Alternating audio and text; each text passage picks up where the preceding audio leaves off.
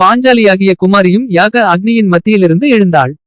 तृतीयायां च होत्रायां हुते हविषि मन्त्रते ருஷதியாகிய கௌஸ்வி புரோகிதரான யாஜர் சொன்னதை மறுத்ததால் அழகான பாஞ்சாலி அக்னியிலிருந்தே வெளிப்பட்டு விட்டாள்.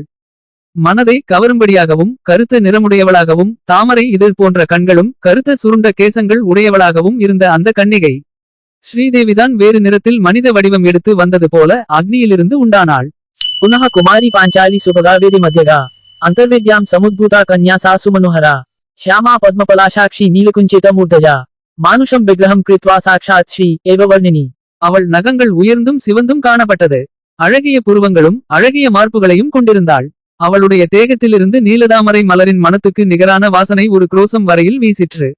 ताम्रतुंग नखी सुब्रू चारुपीन पयोधरा नीलोत्पल समो गंधो यस्याः क्रोशात् प्रधावते. ஒரு குரோசம் என்பது கூப்பிடும் தூரம். ஒரு குரோசம் என்பது ஒரு யோஜனையில் 4 ஒரு பங்கு. அவள்